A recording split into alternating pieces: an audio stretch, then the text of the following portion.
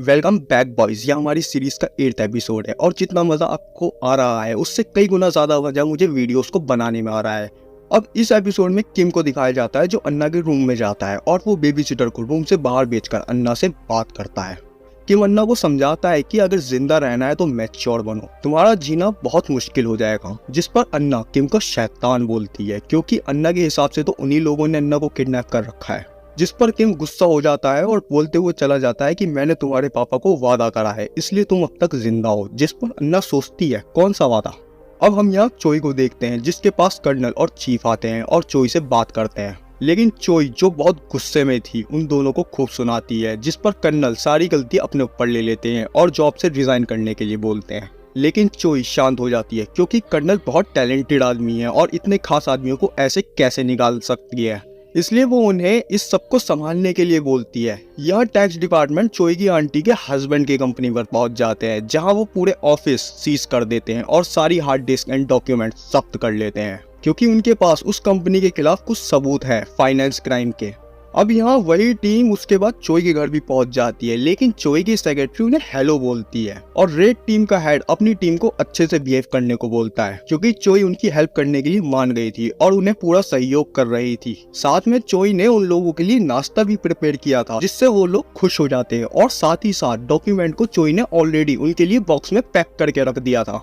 दूसरी तरफ चोई की मॉम और उसके ससुर बात कर रहे थे कि अगर चोई ने हमारी कंपनी की भी फाइल्स दे दी तो हम बर्बाद हो जाएंगे, लेकिन ससुर बोलते हैं कि चोई ऐसा नहीं कर सकती क्योंकि अगर उसने ऐसा करा तो मैं पॉलिटिशियन की फंड रोक दूंगा। लेकिन ब्लू हाउस पहुंचने के बाद हमें कुछ करना पड़ेगा वरना उस टाइम हम उनका कुछ भी नहीं बिगाड़ सकते। अब हम पॉलिटिशियन को देखते हैं जो शेफ बनवा रहा था और तभी उसका असिस्टेंट आता है और उससे सारी सिचुएशन बताता है। इसलिए अपोजिट पॉलिटिशियन नाई को बाहर बेचकर अपने गार्ड को खूब सुनाता है और कॉल करके किसी को डांटता है कि अगर मेरे पर कोई भी आ जाए तो तू तो गया बेटे। यहाँ हम कुछ लोगों को देखते हैं जो अन्ना की फोटो को वायरल करने में लगे हुए थे जिसे वो एंजल ऑफ बार्सिलोना बोल रहे थे, जिसे सब लोग एक्सपोज करना चाहते थे कि आखिर ये एक्चुअल में है कौन और कोरिया में क्या कर रही है। और यहाँ चोई को उसकी सेक्रेटरी वही फोटोज दिखाती है जो इंटरनेट पर वायरल हो रहे थे। काश आप लोग मेरी वीडियोस को वायरल कर दो, लेकिन चोई ये सब देखकर शॉक में पड़ जाती है। दोस्तों अब अन्ना चोई के लिए बहुत बड़ा कांटा बन गई थी।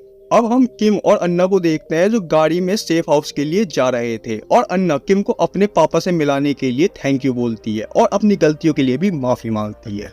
अब वो किम से उस वादे के बारे में पूछती है। किम बताता है कि मैंने तुम्हारे पापा को तुम्हें प्रोटेक्ट करने का वादा किया है और अगर तुम चाहो तो मैं इस वादे को तोड़ सकता हूँ। जिस पर अन्ना उसे देखने लगती है और किम बोलता है जो बोलना है मुंह पर बोलो।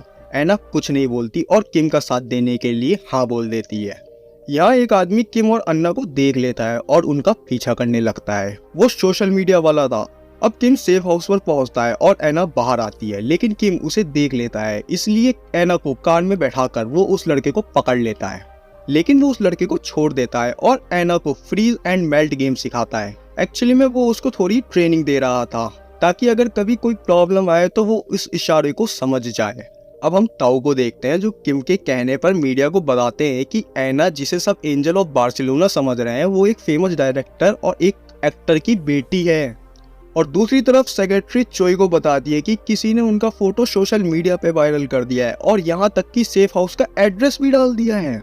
और अगले सीन में हम देखते हैं कि सेफ हाउस के बाहर भीड़ लग गई है जो सब लोग एना से मिलना चाहते हैं। सेफ हाउस में किम एना और बेबी सिटर को उनका काम समझाता है कि तुम लोगों को अब क्या करना है। यहाँ चोई सीधे चीफ को फोन करती है और एना को मीडिया के सामने आने से पहले ही शूट करने का ऑर्डर दे देती है, जहाँ चीफ के इरादे कुछ और थे। लेकिन चोई की सेक्रेटरी चीफ के असिस्टेंट को कॉल करती है कि अगर चीफ ने कुछ भी हरकत करी या कहना नहीं माना तो सबसे पहले इसी को खत्म कर दो। इसलिए चीफ सॉरी मैम आपका आदेश सराखों पर इतना कहकर काम पर लग जाता है। सेफ हाउस में किम जगह का मुआयना कर रहा था कि कहां से अटैक हो सकते हैं और पूरी जांच पड़ताल करता है। और दूसरी तरफ कर्नल किम को फोन करके बताते हैं कि मैं तुम्हारी कोई हेल्प नहीं कर सकता, लेकिन चोई ने एक स्ट्राइक टीम को एना को शूट करने के लिए भेजा है। अब सेफ हाउस में एना की बेबी सिटर बाहर आती है और मीडिया से बोलती है कि एना जल्द ही बाहर आ जाएगी और प्लीज फ्लैशलाइट का यूज बिल्कुल भी मत करना। यहाँ स्ट्राइक टीम भी पहुंच गई थी जिसे किम एक एक करके निपटा रहा था और एना को चारा बना रहा था जिसे वो उन्हीं इशारों से समझाता है।